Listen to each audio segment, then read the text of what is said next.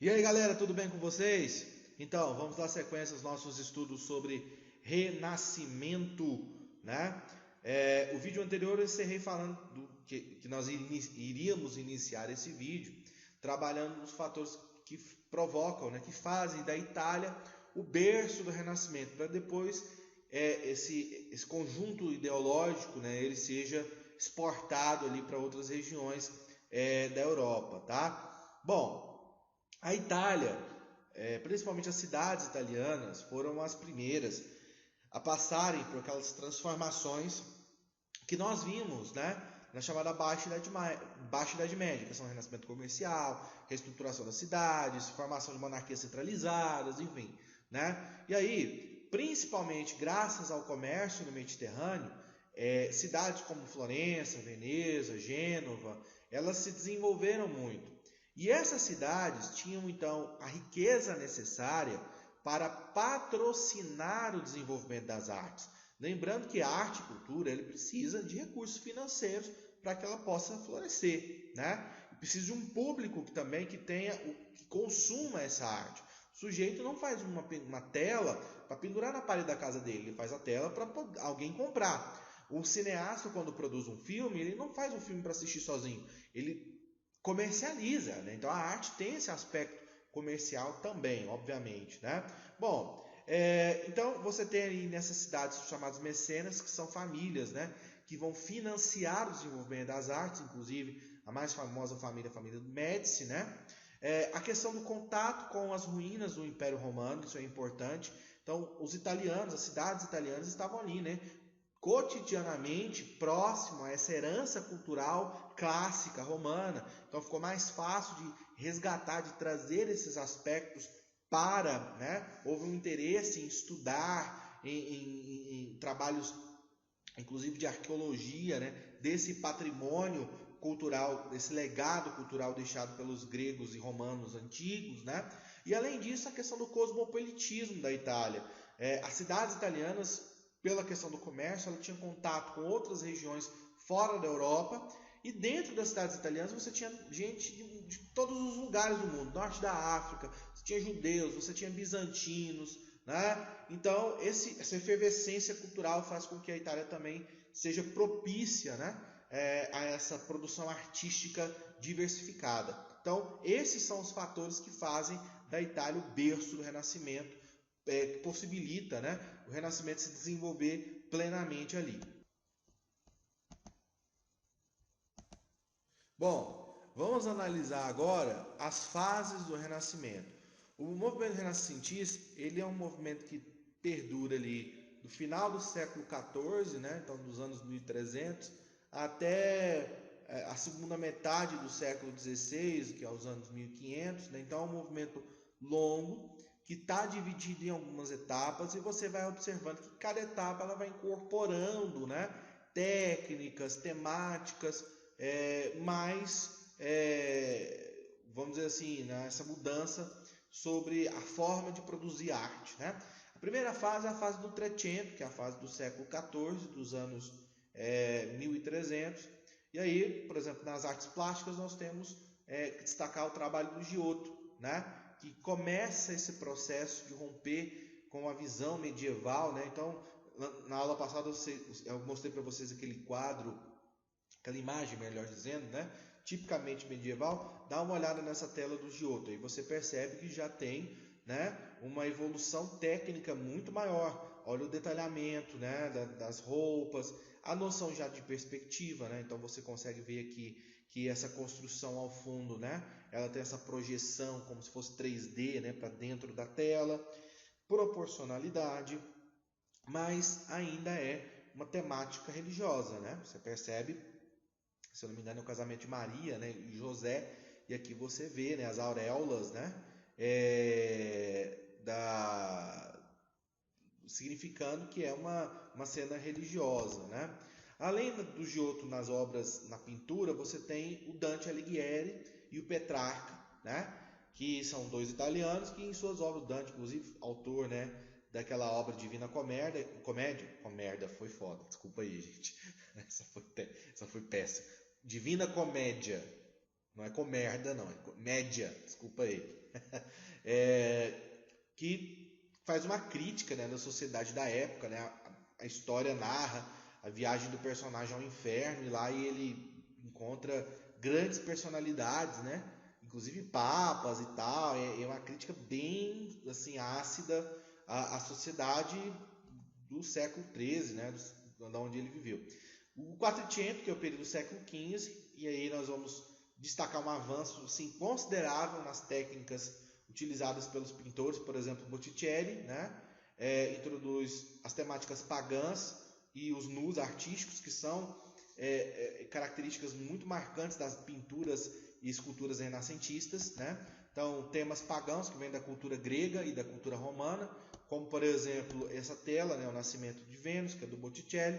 Então, aqui você já viu um nu artístico, né, feminino, inclusive, né, o corpo, a valorização do corpo, da beleza do corpo. Então, não, é uma nudez, mas não é uma nudez sexual, provocativa. É uma nudez contemplativa, de você olhar e enxergar o belo, né? Outra questão que você já percebe nessa obra é o detalhamento, né? A noção de muito mais aprofundada aqui de perspectiva. Tem uma outra obra do Botticelli aqui que mostra muito mais isso, né? Olha que tanto de detalhes, né?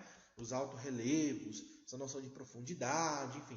Eu sei que vocês vão estudar esse processo aqui nas artes, né? Com professores de arte de vocês, mas é interessante a gente falar dessa questão da melhoria técnica, né?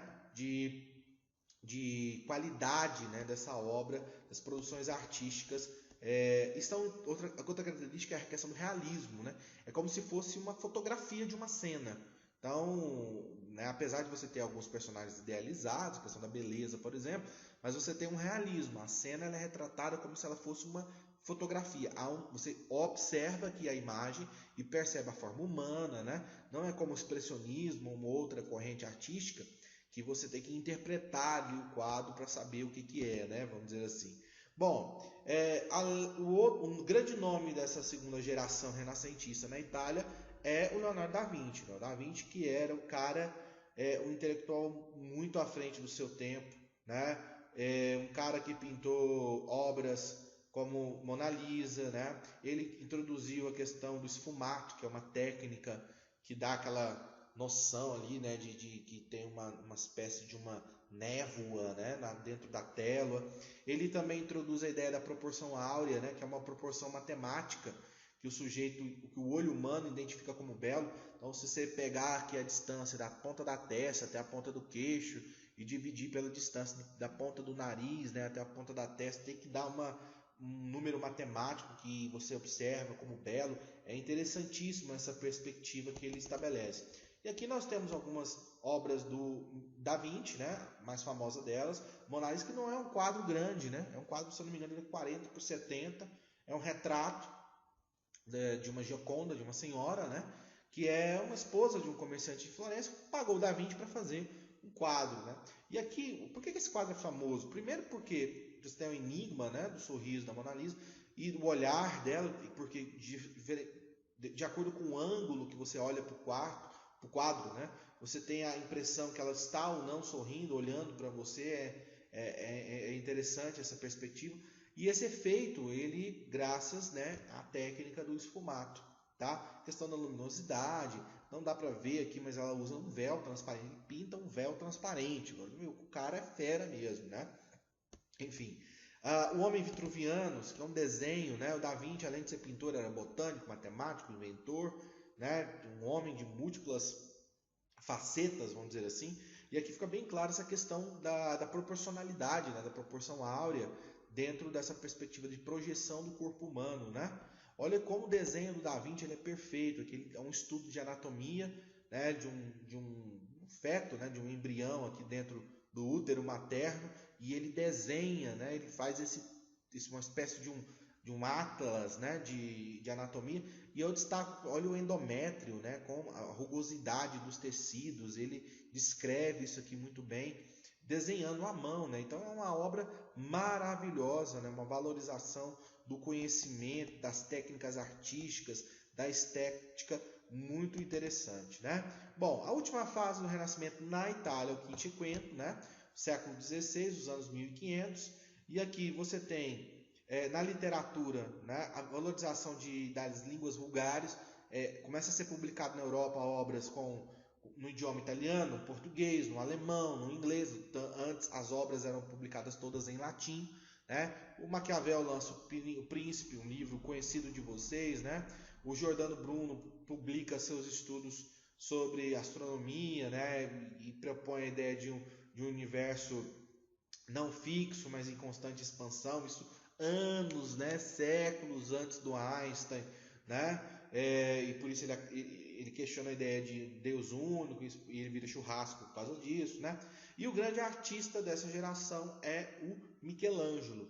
E boa parte das produções do Michelangelo estão disponíveis no complexo da Capela Sistina, né? O Vaticano está passando por uma grande reforma, a igreja foi micena, né? Patrocinou, né, a arte nesse período. E aqui você tem obras como a Pietà, né, que é uma obra maravilhosa. Existe uma réplica dessa obra em tamanho natural na Catedral de Brasília, né? Talvez você queira ir lá. Para mim, a melhor obra disparada do Michelangelo, né? O Davi. Então aqui você percebe toda essa perfeição da valorização, né, da figura humana. Cara, isso aqui é feito em mármore. E se você olha, dá a impressão que o sujeito está vivo, né? Então, o cabelo, a expressão dos olhos, né? Aqui, né? Até aquelas ruguinhas no dedo, enfim, a orelha. É uma obra fantástica. E aqui você tem também uma pintura, né? Os afrescos da Capela Sistina, a criação do homem. Esse sujeito aqui é Adão, né? E Deus. E aí você vê que Deus, a figura de Deus, ela remete muito à figura de Zeus, né? Barbudo, né? Esse Deus fortão, parrudo, não é um Deus medieval, vingador, né? Punidor, enfim. Então você tem essa mudança estética aqui. No século XVI, o Renascimento na Itália, ele deu uma enfraquecida. Por quê? Por causa das grandes navegações. O eixo econômico da Europa mudou para o Atlântico, né? As cidades italianas começaram a entrar em declínio econômico, e aí, sem, né, os recursos para financiar as artes, essa manifestação artística ela decai. Mas no século XVI nós vamos observar que o Renascimento ele vai se expandir para todas as outras regiões da Europa. Nós vamos ter manifestações do Renascimento, por exemplo, na Holanda, né? Marcada profundamente pela questão do humanismo, das críticas religiosas, né, do Erasmo de Roterdã à Reforma Protestante. Na pintura a gente vai ter artistas maravilhosos na Holanda, né, nos Países Baixos, como por exemplo o Van Eyck, né, o casal Arnolfini. Esse quadro é maravilhoso, né? Porque lá no fundo você tem um espelho que, obviamente que não dá para a gente ver pela resolução da imagem, mas o espelho reflete as costas do casal e o cavalete, né, do pintor, para você ver o domínio das técnicas de proporção e profundidade do pintor. Moço, isso aqui não é um chifre, tá? Isso é o cabelo da mulher que está grávida, diga-se de passagem. Outro artista, esse que eu gosto bastante, é o Bruegel. O Bruegel ele se especializou em pintar cenas não do cotidiano da elite. Né? O casal Arnolfini é um casal burguês, né? Você vê uma casa confortável, muito bem vestido e tal. Inclusive é puritano com esse chapéuzão preto aqui, né? Mas ele pintava as camadas subalternas da sociedade. Então, esse quadro Os Cegos mostra muito bem isso. Os deficientes físicos, né? Portadores de algum tipo de deficiência eram excluídos da sociedade medieval. E por último, o Jardim das Delícias, do Bosch. Esse quadro é fantástico, né? Ele é considerado inclusive precursor do surrealismo. E aqui ele aborda uma temática, né, que é importante na Idade Média, que é a questão da fome. Então você observa que as construções aqui, né, são de legumes, né? E também do comportamento sexual e social das pessoas. Então o quadro ele faz uma crítica, né, àquele controle, aquele rigor que existia dentro das relações sociais, né, e também a questão da pobreza, da fome. E por último nós temos na Inglaterra o Shakespeare, né, com obras maravilhosas que até hoje são extremamente atuais. Na Espanha, Dom Quixote de la Mancha, né? Em Portugal, o Camões. Tanto o Shakespeare como o Cervantes como o Camões sintetizam as línguas nacionais em seus respectivos países, isso é importante também. Beleza, pessoal? A gente vai encerrar por aqui. Fiquem com Deus. Até mais.